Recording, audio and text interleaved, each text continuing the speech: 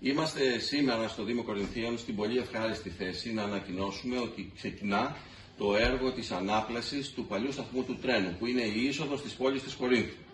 Σήμερα το πρωί υπέγραψα τη σύμβαση με τον εργολάβο.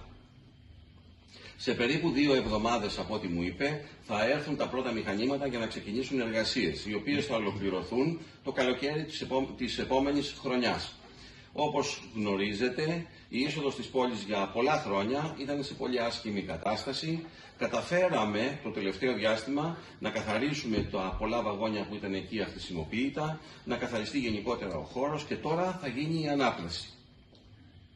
Το πώς θα γίνει η ανάπλαση για να είναι ένας χώρος ο οποίος θα φιλοξενεί μικρά παιδιά, νέους, πολλές διαφορετικές χρήσεις, όπως είναι πεζόδρομος, ποδηλατόδρομος, ένας χώρος που θα μπορεί να σταθεί κάποιος, να μείνει αρκετές ώρες και να παρακολουθεί όσα διαμείβονται εκεί, είναι κάτι το οποίο θα το δείτε να περιγράφεται σύντομα σε μια μακέτα η οποία θα ανακοινωθεί στον χώρο.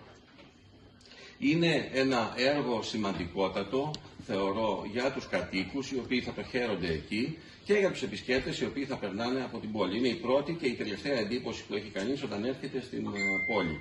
Οι προδιαγραφές που έχουμε βάλει για το έργο είναι τέτοιες που είναι υψηλού επίπεδου και για τον λόγο αυτό θα δείτε ότι θα είναι ένα έργο πολύ ποιοτικό, το οποίο θα το χαίρονται οι κάτοικοι και οι επισκέπτες.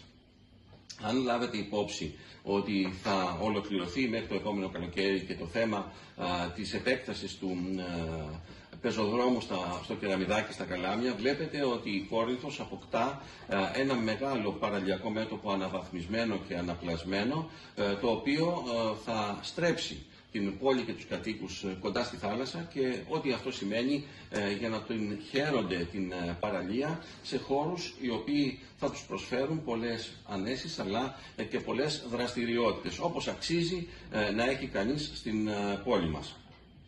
Ήταν μια δέσμευση η οποία, όπως ξέρετε, πέρασε από αρκετά προβλήματα και θέματα τα οποία έπρεπε να ξεπεραστούν, αδειοδοτήσεις, περιγραφές, θέματα που έχουν να κάνουν με την δημοπράτηση του έργου. Όπως συνηθίζεται, τα έργα παίρνουν αρκετό χρόνο για να οριμάσουν, αλλά τώρα είμαστε και στην περίπτωση αυτή του έργου στη θέση να πούμε ότι ξεκινάμε.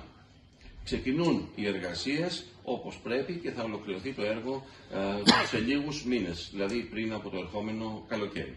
Τις λεπτομέρειες για το συγκεκριμένο αυτό έργο, ο αρμόδιος αντιδήμαρχος ο Γιώργος Οκούρος θα σας τις περιγράψει, αλλά σας λέω μόνο ενδεικτικά ότι σήμερα το πρωί τηλεφώνησα και πάλι στον κύριο πατέρα του ΟΣΕ, ο οποίος χειρίζεται το θέμα και θα μας δώσει ο ΟΣΕ μια μουσιακή μηχανή για να κάνουμε και μουσείο τρένου εκεί. Γι' αυτό κρατήσαμε και τα 2-3 βαγόνια που έχετε δει εκεί πέρα, τα οποία θα επισκευαστούν, και με την καινούργια μηχανή που θα έρθει εδώ θα υπάρχει και μουσείο τρένου στον παλιό σταθμό. Και τα χαρακτηριστικά που είναι τα αρχιτεκτονικά σχεδιασμένα να γίνουν εκεί θα θυμίζουν τον παλιό σταθμό του τρένου και θα είναι μια πολύ όμορφη περιοχή.